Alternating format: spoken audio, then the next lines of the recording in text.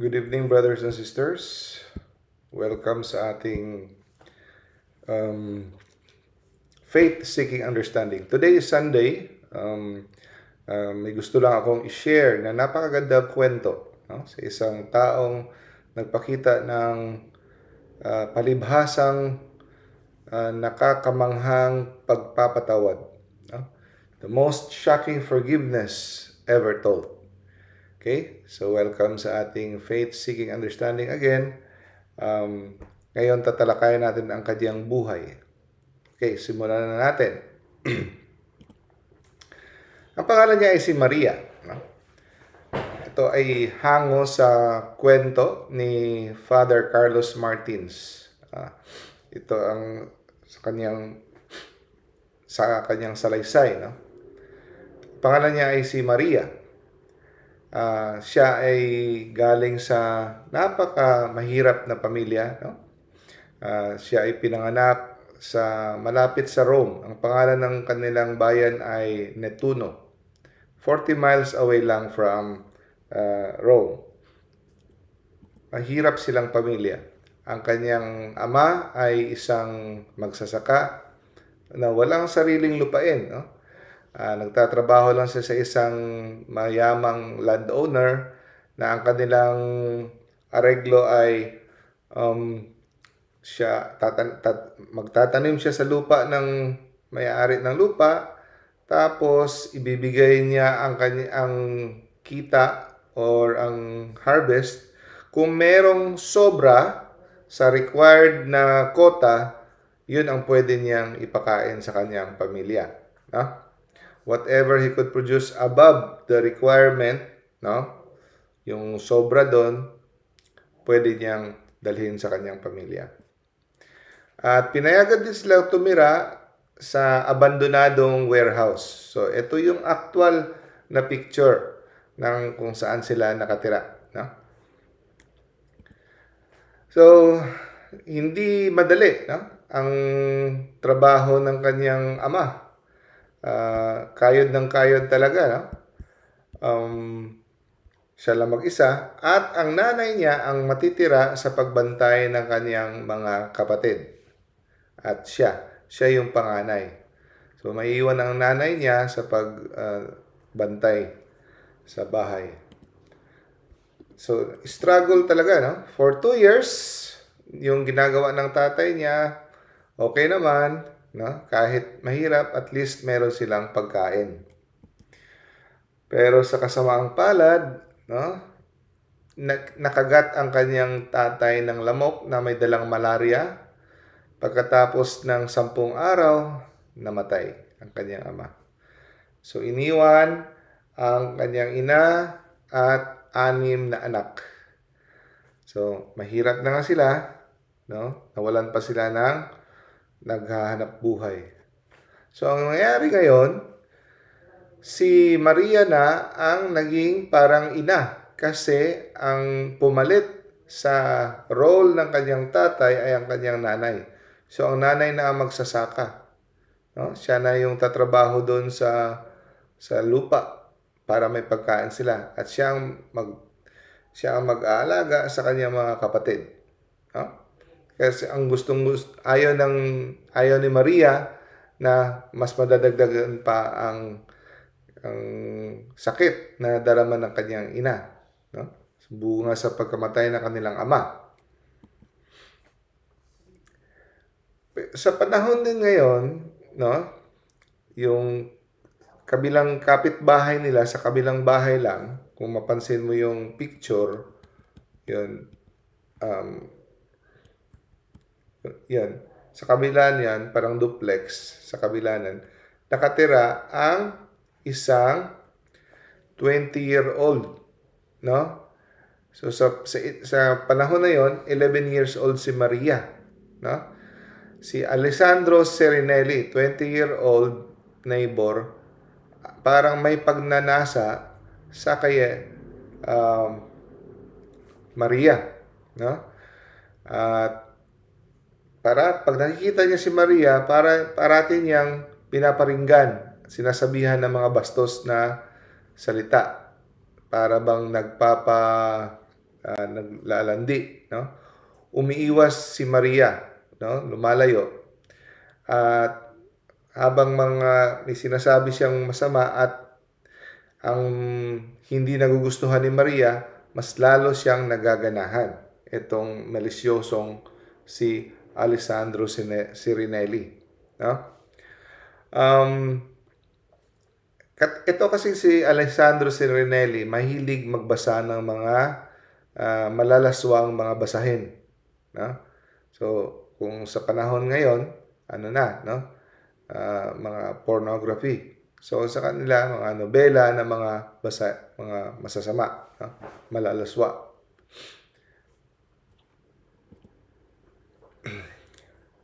Tapos, katagalan, hindi lang nagpaparinig-parinig ng kalandian itong kapitbahay nila si Alessandro.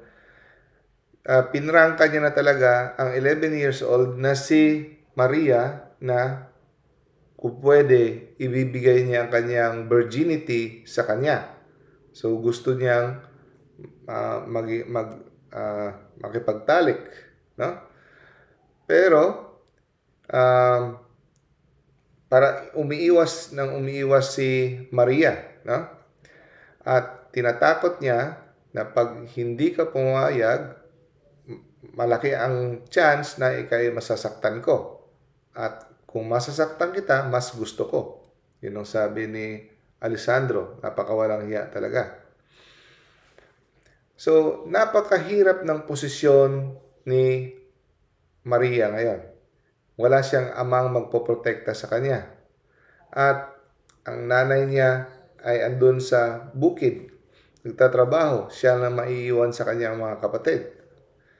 At tuso pa itong si Alessandro kasi nagpapanggap na kaibigan siya ng pamilya. Kasi minsan, tinutulungan niya ang nanay doon sa bukid para makuha niya ang loob ng nanay ni Maria. No? Tinutulungan niya. So, ang tingin ng nanay ay isa siyang matalik na kaibigan ng pamilya. Very mabuting tao. Pero lingid sa kaalaman, yun na pala ang mga pinagsasabi niya kay Maria.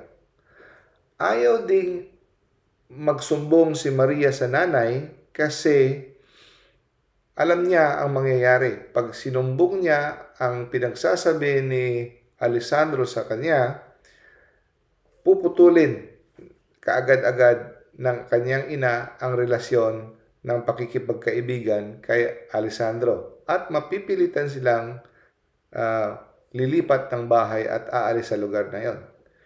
Kung mangyayari yon, lalo silang hindi makakasurvive ang pamilya. Kasi walang-wala talaga sila. So, kinimkim na lang niya, no? At nagdarasal, no? Kasi alam niya ang mangyayari na mawawalan sila ng bahay at pangkabuhayan. Isang araw, ito yung panghasa na file at sa dulo, pinatalim ni Alessandro.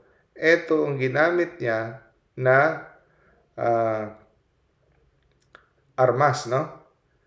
At tinutok niya kay Maria. Nilagay niya sa dibdib ni Maria yung pangtusok na yon, no? Sabi niya, kung hindi mo gagawin ang gusto ko, papatayin kita. Alam natin ang nangyayari, hindi talaga pumayag si Maria. Sabi niya, Alessandro, it is a mortal sin, no? Hindi ako papayag, no? So, nanlaban, pumiglas si Maria at doon inundayanan niya ng saksak. Ang pagsaksak niya ay 9 beses at buong lakas at may kasamang puot at galit, no? So, kada saksak niya tumatagos sa kabilang bahagi ng katawan. Ganun kalakas. Kada saksak niya tumatagos sa kabilang bahagi ng katawan sa likuran. Ganon kalakas. So sa siyam na pagsaksak niya, 6 nun tumatagos. Yung 3, bakit hindi tumagos? Kasi tumatama sa spine, sa buto, sa vertebra. At dahil ni Maria, no? So kung hindi bumabangga sa buto, hindi tumatagos. Pero ganun kalakas na nabali ang kanyang pantusok, no? Kasi nababangga sa buto, sa spine ni Maria. Nawala ng malay si Maria dahil sa sakit, no? At sa puntong yon, akala niya namatay na si Maria. At lumabas siya at pumunta sa kanyang kwarto, si Alessandro, at nagkulong sa kanyang kwarto. Nung bumalik yung malay ni Maria, no? Gumapang siya papunta sa pintuan para buksan. Tinangkaan niyang buksan yung lock para humingi ng saklolo. Ngunit narinig ito ni Alessandro sa kabilang kwarto at binalikan niya si Maria at sinaksak na naman ulit ng 5 beses. At dito sa 5 saksak na ito na ang magsasanhi ng kanyang kamatayan, no? 24 hours later. So, ang nangyari ngayon,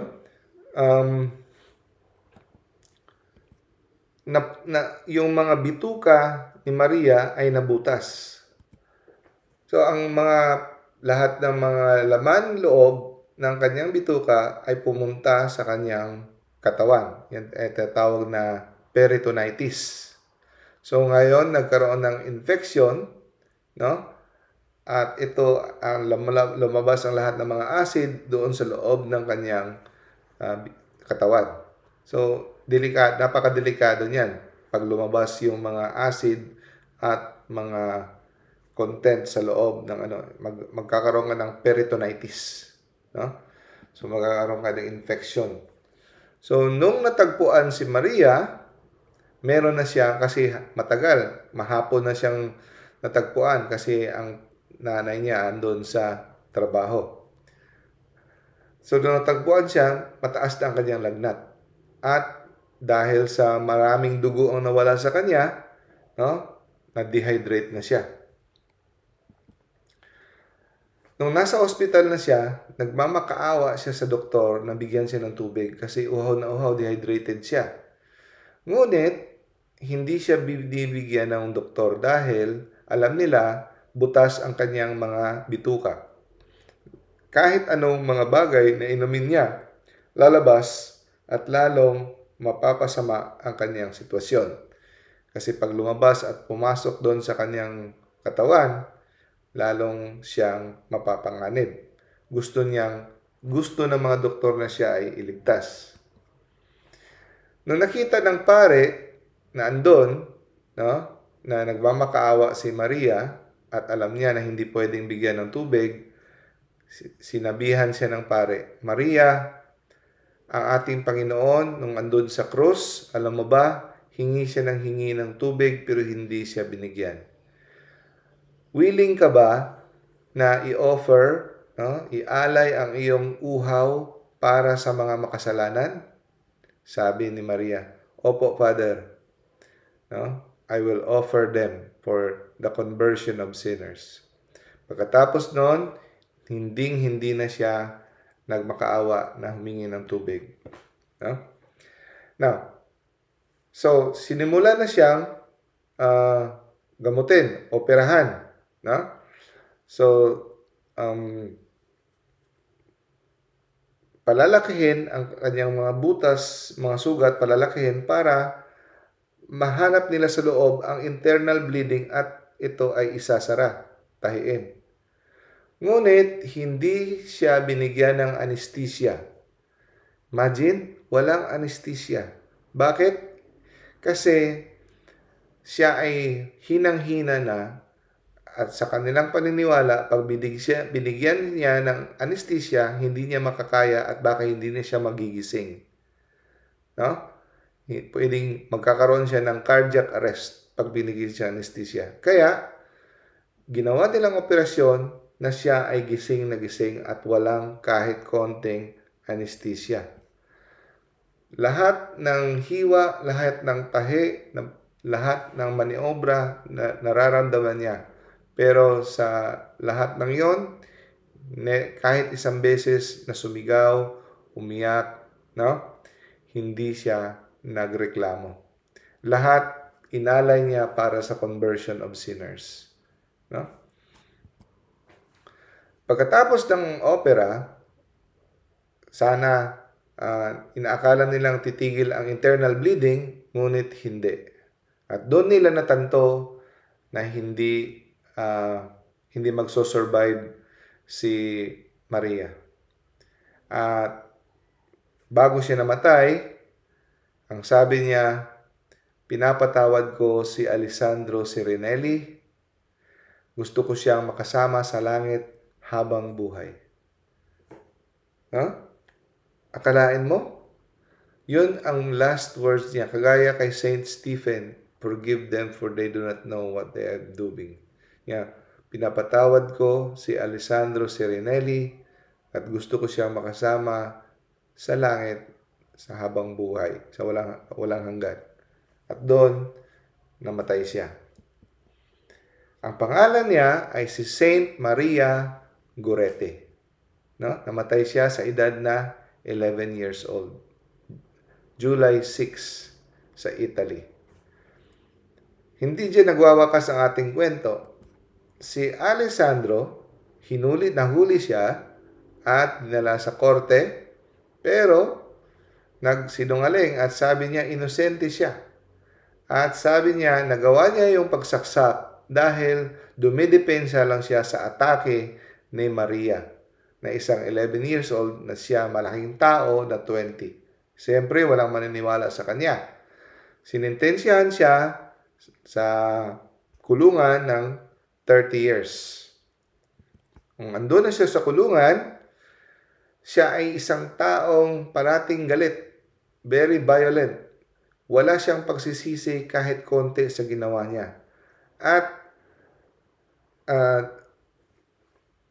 sinisisi pa niya si Maria kung bakit nangyari ang lahat. Galit na galit siya kay Maria kasi daw ang rason niya, no? Kung pumayag lang si Maria at hindi ng laban, hindi sana mangyayari kay Maria. 'Yon. So hindi sana siya makukulong, kaya galit na galit siya kay Maria.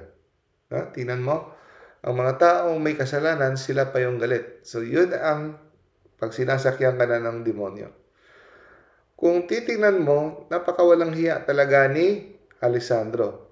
Sa panahon ngayon, sabi sana ng laban, papatayin na yan, bitay, no? At nung andun na sa kulungan si Alessandro, hindi nga siya sinasama sa ibang mga preso kasi napaka-violente. He always caused trouble. So, hiniwalay siya sa ibang preso for 6 years. Ganun siya ka-violente, ganun siya katapang, ganun siya kabrutal, si Alessandro. Hanggang isang gabi, sa kanyang panaginip, nagpakita sa kanya si Maria. Nakadamit puti, napalibutan ng ilaw, at nagdadala ng 14 na lili. 14. Bakit? No? Hindi nagsalita si Maria, nag-smile lang si Maria sa kanya at inabutan siya isa-isa ng lili hanggang 14. So, kada latag ng lili sa kanyang kamay, ito ay nasusunog. Pero hindi siya napapasok. So, bakit 14? Kasi 14 times niyang sinaksak si Maria. So, ito ay simbolo na kada saksak ay pinatawad na siya ni Maria. Ito ay parang nasasabi si Maria na, I forgive you. No? Dahil sa forgiveness na yon, no? at napuno siya ng pagmamahal, nadarama niya ang pagmamahal ni Maria sa kanya, no? Siya ay nabalot ng Holy Spirit, doon mismo nagsisi siya sa kanyang ginawa sa batang babaeng. No? Nagpatawag siya ng obispo at siya ay nangumpisal. At inako niya ang karumaldumal na ginawa niya kay Maria. No? So, lumipas ang panahon, nagpagawa ang mga tao ng prayer card para kay Maria. Yung imahe ni Maria sa literal na Maria sa kabilang part ng card, sa likod yung prayer for her canonization. Kasi ina-apply nila na si Maria ay makakanonize para maging santo. Isang araw, may isang construction worker doon sa Rome, habang siya ay nagtatrabaho, nahulugan siya ng napakalaking bato, no, sa kanyang paa. Ito ay durog na durog, no? Lahat ng buto sa kanyang paa ay durog.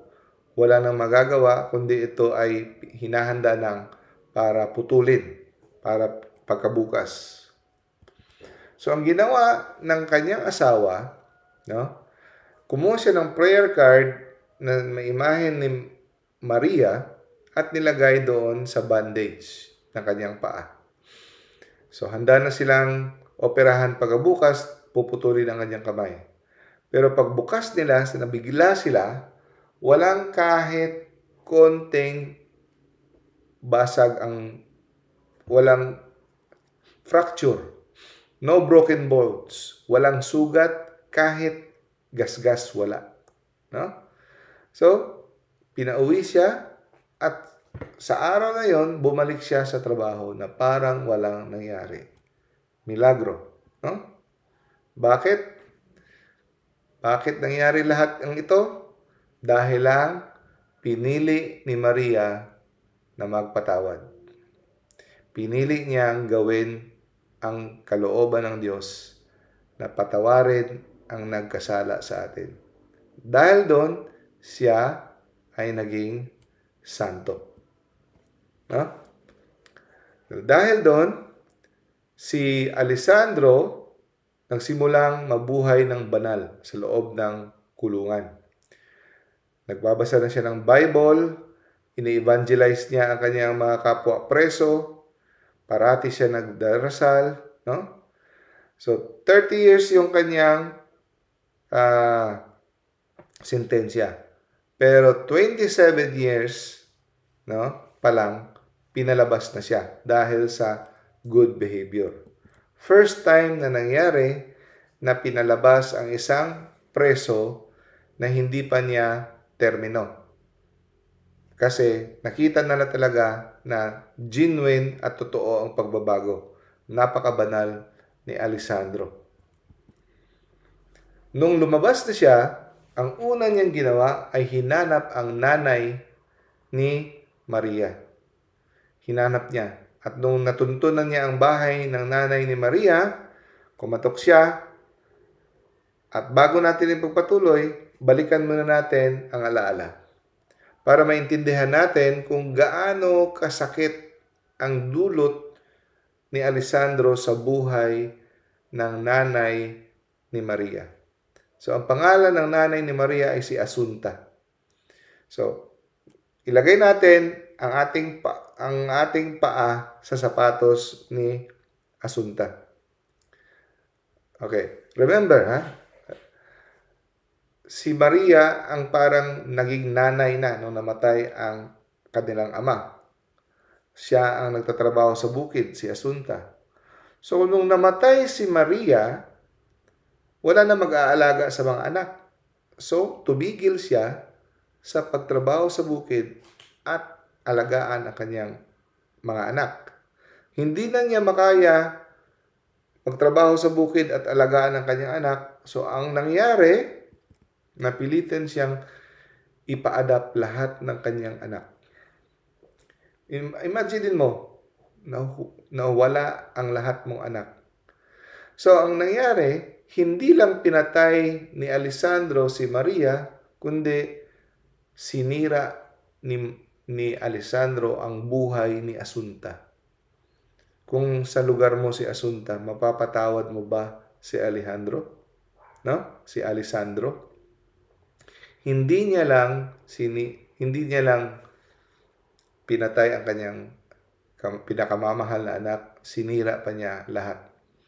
At sa araw ng libing ni Maria, hindi pa siya nakadalo sa libing ni Maria dahil siya ay nagbabantay sa 5 niyang anak na hindi niya pwedeng iwanan. Kasi pagkabukas na noon, kukunin na ng ibang tao. So yun ang last day niyang makakapiling ang kanyang mga anak. Sobrang sakit ang ginawa ni Alessandro. Ngayon, balik tayo. 27 years nakalipas, kumakatok sa iyong bahay ang taong gumawa ng napakasakit sa buhay mo. No? Nung binuksan niya, tumumbad sa kanyang harapan si Alessandro, sabi, Asunta, kilala mo ba ako?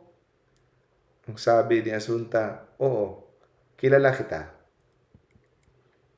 Tinanong niya, mapapatawad mo ba ako? Ang sabi niya, Alessandro, pinatawad ka na ng Diyos at si Maria, pinatawad ka na rin. Sino ako na hindi kita mapapatawad? Grabe, no? Grabe na pagpapatawad. So, sa araw na yon, tinanggap siya doon sa bahay na para niyang anak. At ito pa, no? Inadapt siya bilang kanyang sariling anak. Inadapt siya. So, sa araw na yon, December 24 yon, 1934, sabay silang nagsimba at sabay silang nagkomunyon, magkatabi, ang ina ni Maria, katabi sa murderer at pumatay kay Maria. Imagine, no?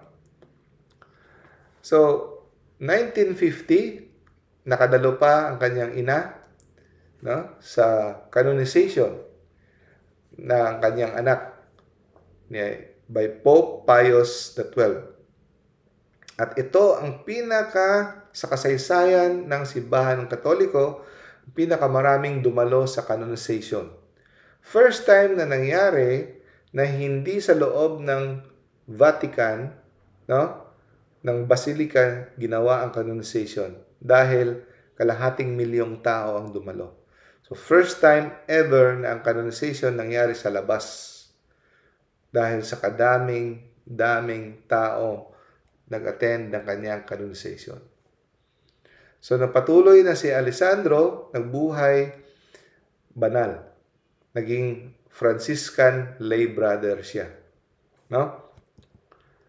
He became known for his prayer, piety, and humility. Nagbago talaga siya at naging banal. Ito yung actual niyang picture. At ngayon, nagsisimula naman ang movement para sa kanyang canonization. Ina-apply na siya ay maging santo. Imagine, isang taong dapat patayin kasi hindi nga hingi ng patawad. No? Karapat-dapat papatayin, di ba? So, at may mga milagro na rin na attributed to him.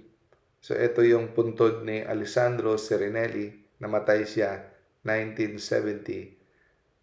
Siya pinanganak 1882. Lahat ito nangyari dahil pinili ni Maria na magpatawad. Pinili niyang magpatawad. So, iba sana ang ending nito, hindi sana happy ending kung pinili ni Maria na hindi magpatawad. No? Kung hindi siya nag-choose ng difficult choice. Napakahirap. No? At hindi natin masisisi kung si Maria ay hindi nagpatawad dahil sa karumaldumal na kanyang ginawa. At isa pa, wala siyang pagsisisi. hindi siya humingi ng tawad. Tayo, di ba? Hindi natin mapapatawad. Hirap na nga patawarin ang humihingi ng tawad, lalo na yung hindi humihingi ng tawad. Ha? At ayaw niyang patawarin siya. Ganon katindi. Pero si Maria, hindi niya nilagay ang kanyang sarili sa sitwasyon. Nilagay niya ang kanyang sarili sa Diyos. Ipinaubaya niya sa Diyos. Na ang Diyos na kanyang pinaniniwalaan at minamahal ay nag-oobliga sa atin na patawarin natin ang ating kaaway, patawarin natin ang umaapi sa atin. At pinili niyang gawin yon kahit mahirap. No? Simple lang ang filosofiya ni Maria. Yun ang gusto ng minamahal ko. Yun ang makukuha niya sa akin. No? So, nung si Father Carlos Martins ang nagkukwento nito, no? Andun siya, nagbisita siya sa Southern United States. May lumapit sa kanyang isang 18 years old na teenager. No? Isang lalaki, diagnosed with cancer. Isang araw, sabi niya, tumatayo lang siya, bigla na lang nag-snap yung kanyang paa. Pagpunta niya sa doktor, doon nalaman, bakit siya nakatayo lang siya, hindi naman siya tumatakbo, biglang nag-snap. Yung pala, halos ubos na ang buto niya. Kinain na pala ng cancer. At naka-schedule na siyang puputulin ang kanyang paa. So, nung lumapit siya, tinanong niya si Father Carlos Martins, meron ka bang kilalang santo na pwede kong hingan ng tulong na makakatulong sa akin?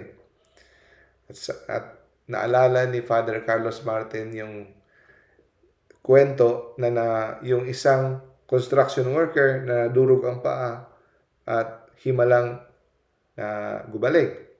So, yun. Yun ang sabi ni Carlos Martin, lumapit tayo kay Saint Maria Goretti. No? Example na siya ay nagpatawad, no? At hindi siya nag-negotiate kay God. Ginawa niya kung anong gusto ni God, ang pagpapatawad.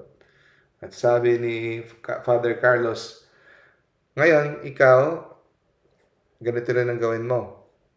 Patawarin mo ang lahat na sa tingin mo nagdulot sa iyo ng sakit, no? Nagdulot sa iyo ng sama ng loob. Kahit sa tingin mo napatawad mo na sila 10 beses, patawarin mo ulit, no? In honor of Maria.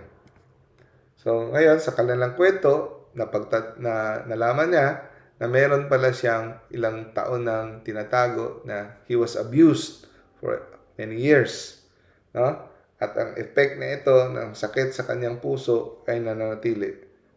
At sinabi niya, sige, papatatawarin ko. No? Pumayag siya, pinatawad niya. Pero may dinugtong pa si Father Carlos. Meron pang isa. Kaya mo rin bang patawarin ang iyong sarili? Importante rin na patawarin mo ang iyong sarili. Hindi lang yung tao nagkasala sa iyo, kundi ang iyong sarili, no? Na ang iyong galit sa iyong sarili. Kasi importante rin yan. No? Kasi kung hindi mo papatawad ang iyong sarili, insulto din yan sa Diyos.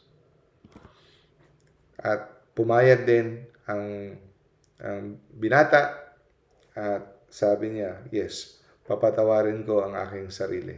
Lahat ng mga failure, self-hatred, every sin, no? Lahat na kapalpakan, papatawarin ko rin ang sarili ko. So, nag-pray. So, kumuha si Father Carlos Martins ng relic ni Saint Maria Goretti at nilagay sa paa ng binata. At nag-pray si Father Carlos, Lord, through the intercession of your servant, Saint Maria Goretti, please heal this young man's leg. 3 days later, yung binata, pagpasok niya sa ospital para putulin ang kanyang paa, pagbukas, wala sila nakitang bali na buto, ang walang cancer, Kumpleto ang kanyang buto.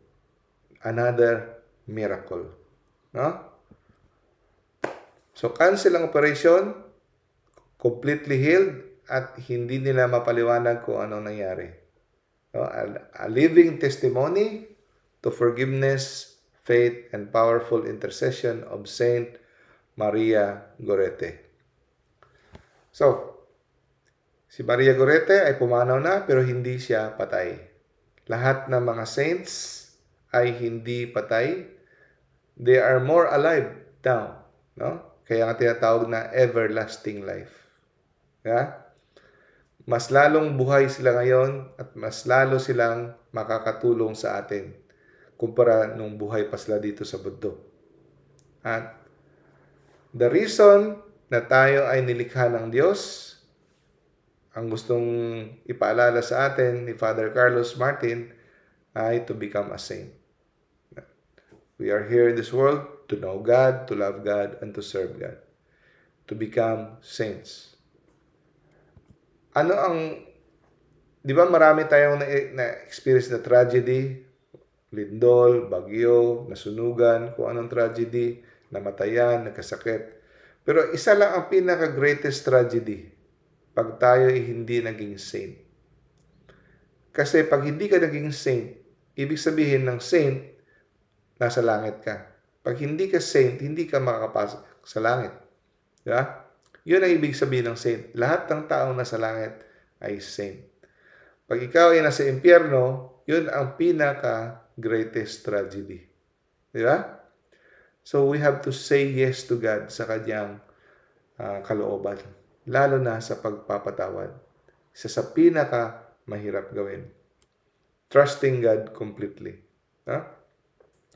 Dahil pinili niya magpatawad, ang daming na-bless. At ito, nadarama pa natin ang blessing hanggang ngayon sa mga milagro. Hindi siya magiging saint kung hindi niya piniling magpatawad. So, as an ending, let us pray this all together, prayer to Saint Maria Gorete. Name the Father, the Son, and the Holy Spirit. Amen. Dear Saint Maria Gorete, your heart was so full of mercy that you gladly forgave your assassin and prayed that he might be saved. Intercede for me before the Lord, whom you now behold face to face. Ask him to pour his grace into my soul, so that I may always be ready to imitate Jesus as you did. I chose you as my friend this day, and I ask you to accompany me throughout my whole life. In honor of the most holy name of Jesus, and in imitation of your example, I forgive all who have hurt me or desired my suffering, and I humbly ask pardon of all against whom I have sinned. Through Christ our Lord. Amen. Another prayer for the cause for canonization for Alessandro Serinelli, the one who murdered Maria Gorete. Most loving and merciful God, who patiently offers mercy to every sinner, so that none may be lost. I thank you for the life of Alessandro Serinelli, the repentant murderer of Saint Maria Gorete. I praise you for the way he was converted by the heroic forgiveness that Saint Maria extended toward him. Forgiveness he accepted, and through which he discovered you. Humbly I ask that your church raise to the glory of her altars Alessandro Serinelli, who lived the holy life of a penitent. Through his intercession, Lord, grant the petitions we now present, if they be in accord with your most holy will.